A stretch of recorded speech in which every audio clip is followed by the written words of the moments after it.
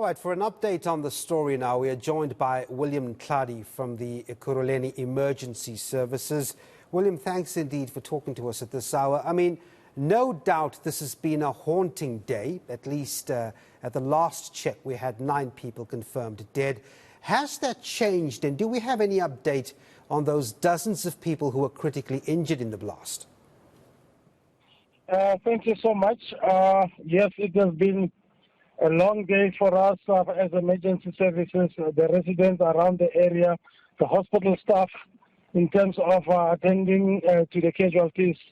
Yes, we do have some updates as far as the casualties are concerned.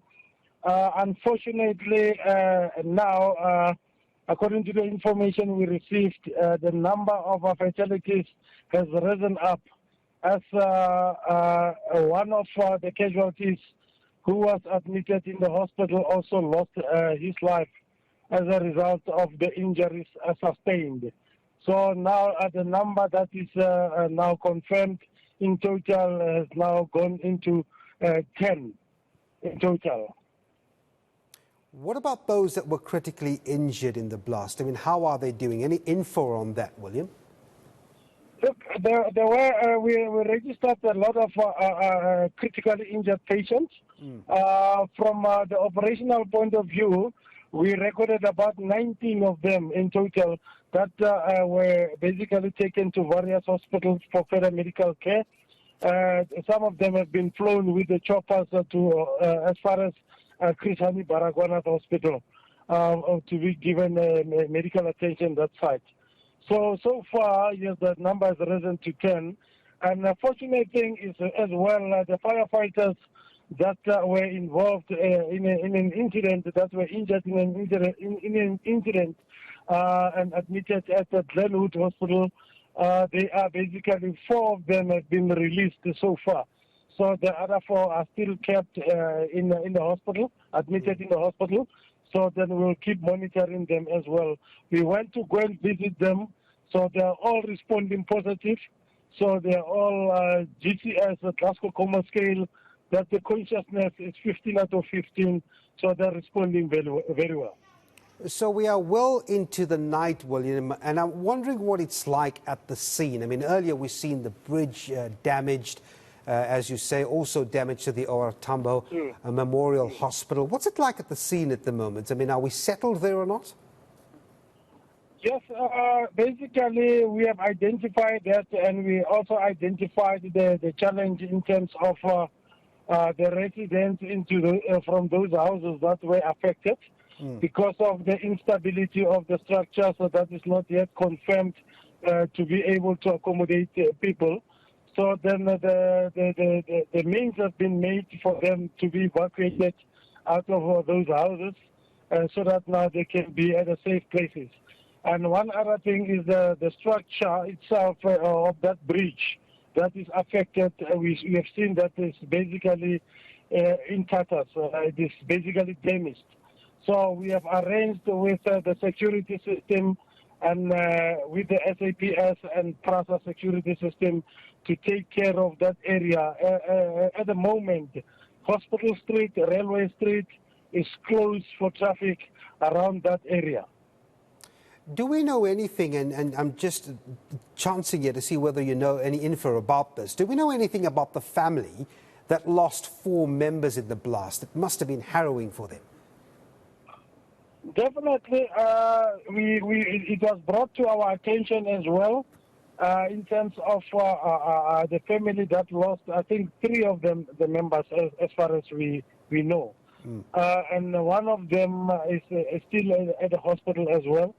So that was brought to our attention, and the necessary intervention being set aside as well to be able to be with the families and all the families anyway in general, because we do have even some other staff members from the hospital that are also injured as a result of that explosion.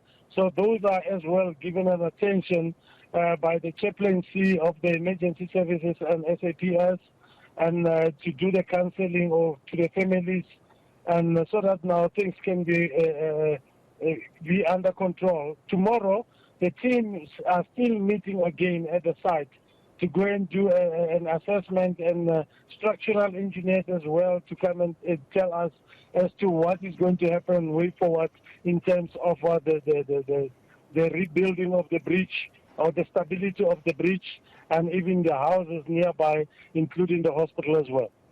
And then finally, as I'll let you go, William, I mean, I know investigations are still underway, but the employer of the driver tells us that the truck exploded at least 35 minutes after getting stuck under the bridge. Any idea what happened during that time? We found out that now actually the truck was destined to Botswana. Yeah. It was actually coming from Richards Bay in the KZN, I think, area. So the purpose for the vehicle, why was it inside the residential area, loaded with hazardous material like the flammable gas, as it happened, is not yet known. So, and we understand that now the truck driver as well is one of the casualties admitted in the medical facilities and has been attended to by medical personnel. So the investigation is under the SAPS prerequisites, and basically we believe that now necessary findings will be done as to what actually caused the explosion and for him as well to be in that area at the time. Yeah, just one more thing before I let you go. I mean, what I actually was asking was, you had this time from the time that the truck was stuck under the bridge, and 35 minutes had passed before it really ignited and exploded. What was happening between that time? As I understand it, it looks as though we had the firefighter, emergency personnel trying to douse the flame, but this was an abrupt explosion that just came just as they were doing that. Is that how the events unfolded, as you know? Can you say the last question? I'm saying, is that how the events unfolded? The firefighters apparently trying to douse the flame. Apparently it happened like that after getting stuck there, so it started now leaking. Because as the firefighters arrived after receiving the call, then the vehicle was already burning. But the blazing part of it wasn't there yet. So hence the necessary fire suppression strategies were set aside. And as they started doing an assessment on the vehicle, they could see that now it is going to blaze. So evacuation of many other people was conducted by the firefighters, and as they were also moving away from the scene, that is when they started exploding and damaging the fire engine completely, and all 8 of them being injured and being hospitalized. And we actually say thanks for them doing an assessment and looking at and identifying the fact that now it is going to blaze. So then by evacuating people, more lives were basically saved instead of many of them, as we have now recorded 8 of them on site and 2 that died in the hospitals.